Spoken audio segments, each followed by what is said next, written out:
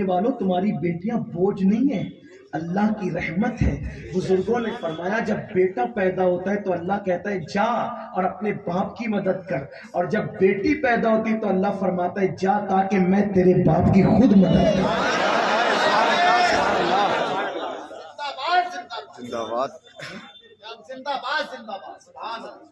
جب کوئی بیٹی پیدا ہوتی ہے حدیث پاک میں آتا ہے اس گھر میں 70,000 فرشتے اترتے ہیں اور اس کو چاروں طرف سے گھیر لیتے ہیں اور اس کے سر پہ ہاتھ رکھ کے کہتے ہیں اے کمزور جان سے پیدا ہونے والی کمزور جان، جب تک تو اس گھر کے اندر موجود رہے گی ہم تیرے ساتھ موجود رہیں گے۔ اور پھر میرے نبی نے صحابہ میں فرمایا اے میرے صحابہ، جو 3 بیٹیوں کی پرورش کرے گا اور اچھے گھر میں شادی کرے گا وہ باپ اور میں جنت میں اتنے قریب ہوں گے جیسے یہ 2 انگلیاں قریب ہیں، جیسے یہ 2 انگلیاں قریب ہیں۔ جب میں نے پہلی بار یہ حدیث پڑھی تھی تو میری شادی بھی نہیں ہوئی تھی، لیکن جب میں نے یہ پڑھا تو میری آنکھیں نم ہو گئی۔ آقا کسی عمل پر آپ نے اتنی قریب میں جنت نہیں بانٹی، شہید کو بھی شہید ہو کر کے اتنے قریب میں جنت نہیں دی، لیکن 3 بیٹیوں کے باپ کے لیے کہا۔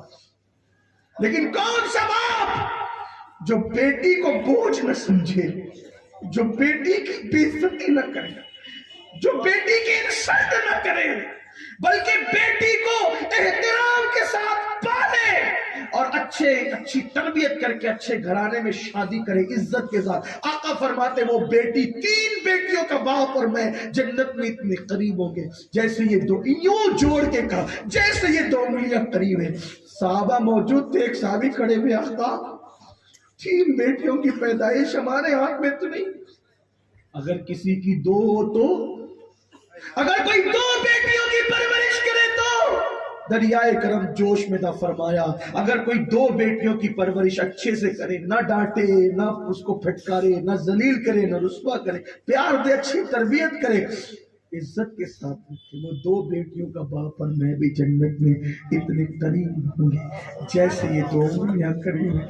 ایک اور صحابی تھے، ان کے یہاں 2 نہیں تھی، ایک ہی تھی، وہ کھڑے ہو کے کہتے آقا اگر کسی کی ایک ہی بیٹی ہو تو، آقا فرماتے ہیں دریائے کرم جوش میں تھا، اگر ایک بیٹی کا باپ بھی اپنی بیٹی کی اچھے سے تربیت کر کے، اچھی پرورش کر کے، اچھے گھرانے میں اس کی شادی کر دے تو وہ باپ اور میں جنت میں اتنے قریب ہوں گے جیسے یہ 2 انگلیاں۔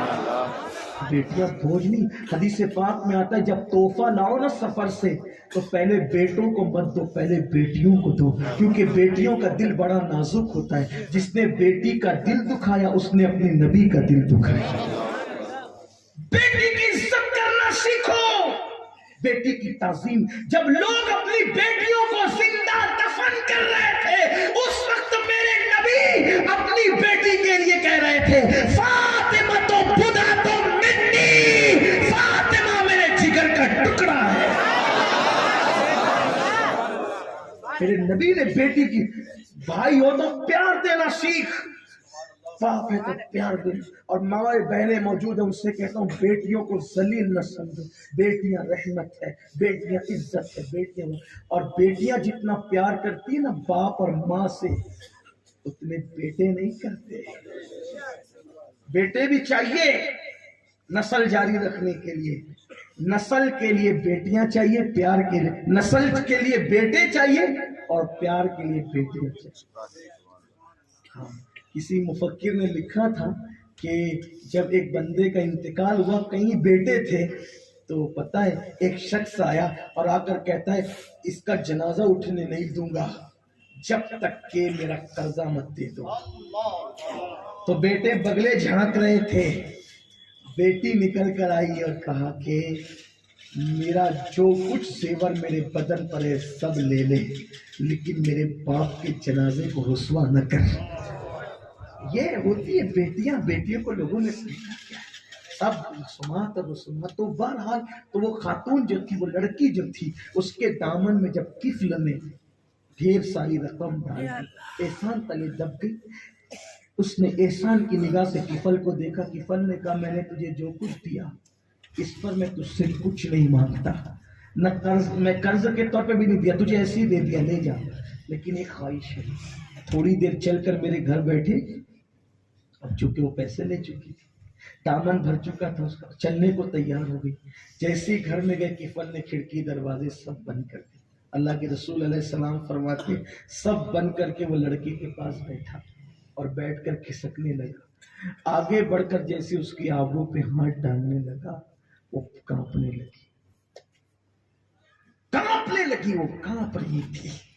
کفل نے کہا سماج کے کسی بھی عزت دار نے تیری مدد نہیں کی ہے، تو کس سے ڈر رہی ہے؟ کھڑکی دروازے سب بند ہے، کوئی نہیں دیکھ رہا ہے، تو کس سے ڈر رہی ہے؟ لڑکی نے کہا کفل میں جانتی ہوں جو گناہ تو کرنے جا رہا ہے تو کئی بار کر چکا ہے اوروں کے ساتھ، لیکن میں نے کبھی نہیں یہ گناہ کیا ہے. اور تو کہہ رہا ہے نا کہ سب کھڑکی دروازے بند ہے، کون دیکھ رہا ہے؟ سارے دروازے کھڑکی بند ہے، لیکن ایک دروازہ ایسا ہے جس کو کوئی بند نہیں کر سکتا. وہ دروازہ اللہ اور بندے کے درمیان کھلا ہوا ہے. اس دروازے کو بند کرنے میں کسی کی طاقت اور قوت نہیں ہے. کفل میرا اللہ مجھے دیکھ رہا ہے اور میرا اللہ تجھے بھی دیکھ رہا ہے. میں اس لیے کانپ رہی ہوں کہ مجھے میدان محشر کا منظر یاد آ رہا ہے کہ جب قیامت میں میرا اللہ مجھ سے پوچھے گا اے لڑکی، اے میری بندی، تو نے یہ جرم کفل کے ساتھ کیوں کیا تھا؟ تو میں اپنی زبان میں وہ طاقت کہاں سے لاؤں گی کہ اپنے اللہ کو میں جواب دے سکوں؟ کفل اللہ دیکھ رہا ہے تجھے بھی اور مجھے بھی. دل سے جو بات نکلتی ہے اثر رکھتی ہے. جیسے ہی کفل نے سنا اس پر بھی اللہ کا خوف غالب آ گیا کہ اللہ دیکھ رہا ہے.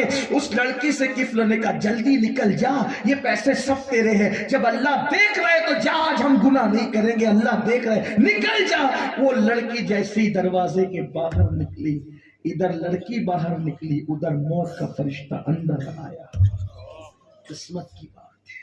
اگر کفل اس کی بات نہیں مانتا تو کفل کو موت کس حالت میں آتی؟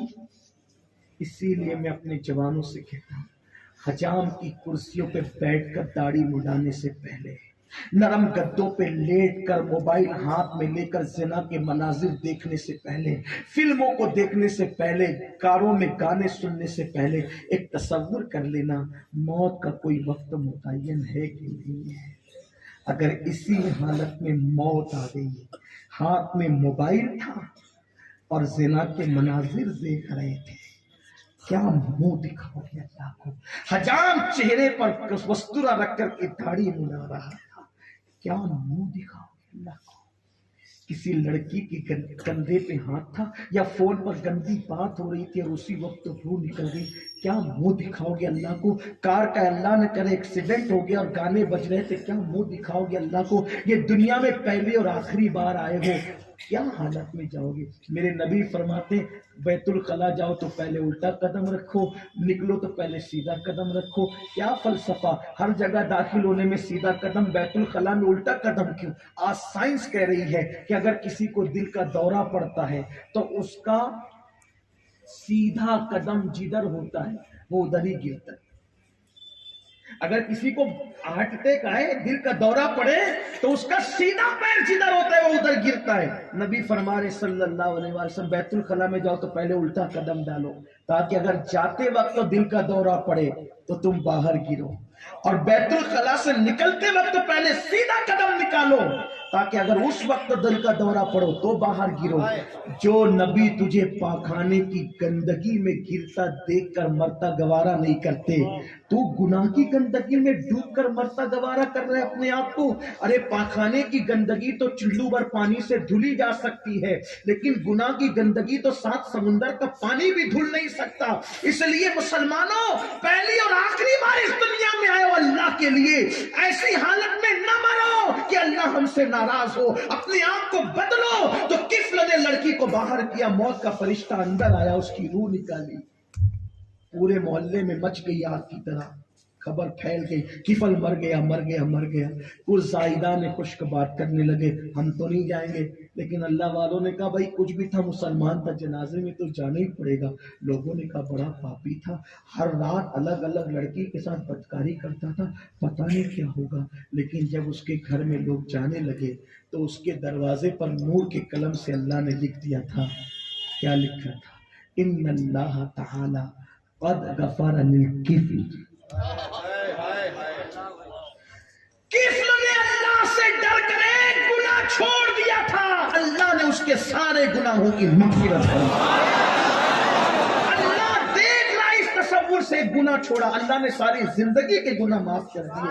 بس اللہ کے محبوب بننا ہے تو جب بھی تنہائی میں رہو اور دل گناہ کرنے کو چاہے ایک ہی تصور کرنا، اللہ یہاں بھی نجات وہاں بھی نجات۔ اللہ اس ہماری محفل کو قبول فرمائے۔ گفتگو کے درمیان کوئی غلطی ہے تو اللہ معاف کرے۔ استغفر اللہ رب